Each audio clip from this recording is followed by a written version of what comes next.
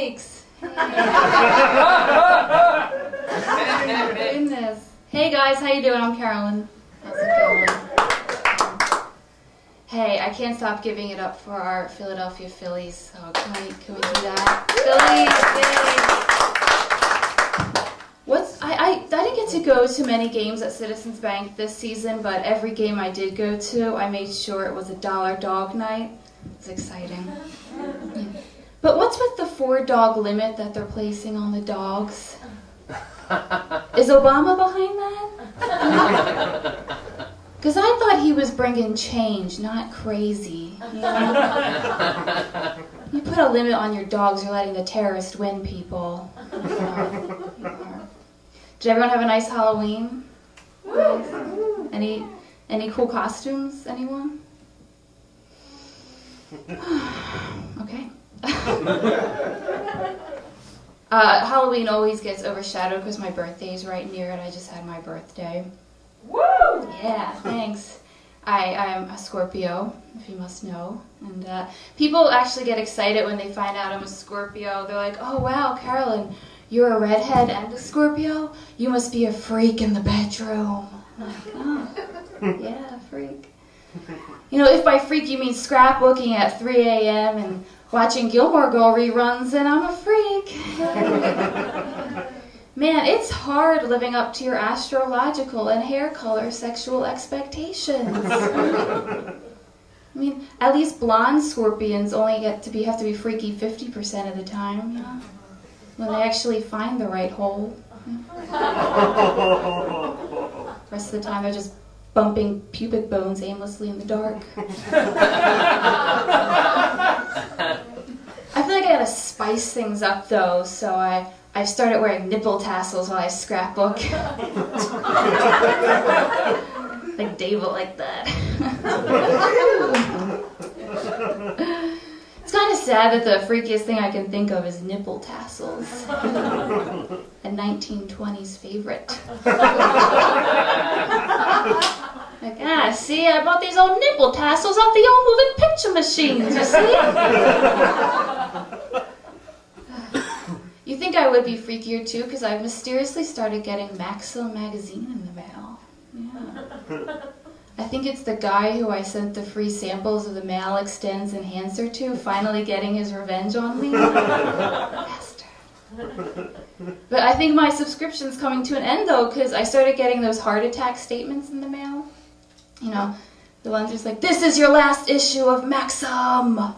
Renew now or lose it forever. Like, oh my God. It reminds me of when I started talking to my mom over AIM at college. She always had the caps lock on. Made everything so exciting. Carolyn, it's Mom! We just had dinner! We ate baked ziti! I'm like, I love baked ziti! Woo! It's like, are you okay? It's baked ziti. I always thought a comedy show would be a great place to go on a first date, you know? Because you can kind of judge a person by the jokes they laugh at. Like if they're laughing at the marriage jokes or the family jokes, you're like, all right, cool. You know? It's the jokes that they don't laugh at that get you a little worried. Like when they can't find anything funny about a child molestation bit. What a square. My boyfriend took us bowling on our first date, which is nice. It's cute. It's like saying, I want to watch you make a fool out of yourself, and I'm going to check out your ass while doing it. It's pretty sad when you have to break out bumpers on the first date. Sounds like some black market birth control. Baby got protection, I got the bumpers. I got them. I was just glad it wasn't roller skating on our first date, because I don't know if we'd be where we are today if he had witnessed my old lady shuffle up against the wall. You know, a backless robe and IV pole away from a knee replacement surgery.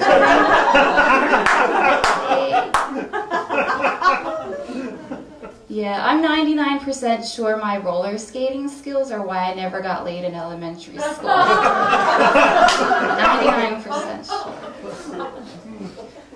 parties at a roller skating rink were a death sentence for me, you know?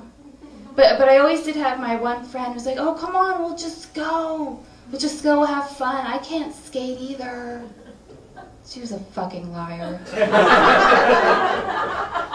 She's out there skating backwards, doing tour-jetés. She was a little slut during the couple skate.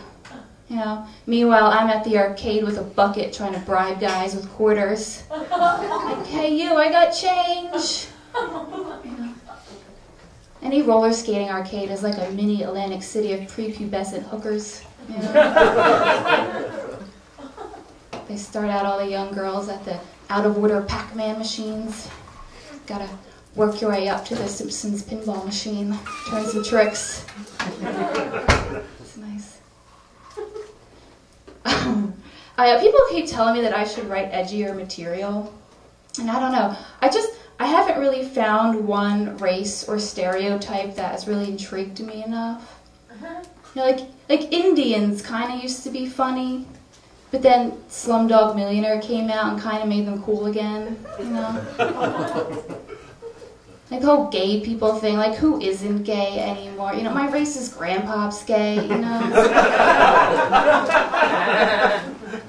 And like really, what's left? You know? You got your retards, your Asians, and your midgets, you know? A retarded Asian midget, is that funny? I don't know. Can you even be that many stereotypes? Better yet, do Asian midgets even exist? You know?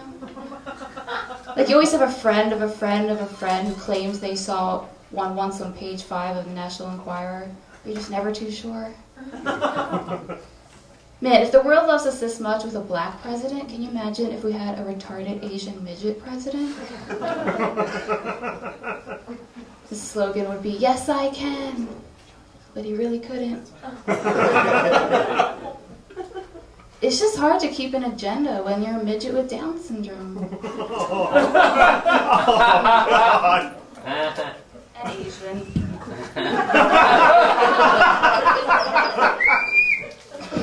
Gotta whistle for the Asian. I'm not a fan of public restrooms. I'm not, especially when you have to wait in line for them. Because you're always waiting in line and you're seeing your cast of characters come in and out of those stalls. And you're just hoping and praying that when your turn comes, some normal, non-smelly person comes walking out. You know, because you know it's bad news if some like smelly pig pen with a cloud of dirt close behind and a smile that says, good luck with that. You know that stall's not going to be the Febreze commercial you had hoped it would be, you know? You got to treat these things like crime scenes when you go in them, you know?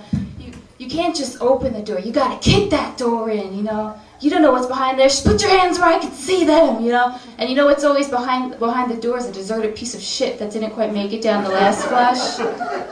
It's always there to greet you like, oh, it's you again, you bastard. I feel like I'm on an episode of CSI Miami every time I go into a stall. I'm like the female Horatio Caine, you know? It looks like someone didn't flush the toilet. And then the Who starts to play. It's crazy. I don't know, since you can't touch anything in the toilets, I end up doing this amazing feat, which I like to call the hover, you know, and just hope and pray that my squat exercises pay off and I don't go crashing down. Because I'm not going to be the first one to break the pee barrier of silence, you know? That shit echoes. I wait till someone else flushes or, you know, dries their hands on one of those intense accelerator machines. I actually lost a friend to one of those. She just blew away. I don't know, there's something about people hearing me pee that really disturbs me. It's kind of, yeah, it's kind of like the whole sex with mirrors things. It's like, okay, I get it. I just don't need to be reminded of the process of it. You know? And like guys can just pee anywhere. You know? You guys could be at the Barnes & Noble's listening booth and whip it out. You know? Man, this new Bon Jovi, epic.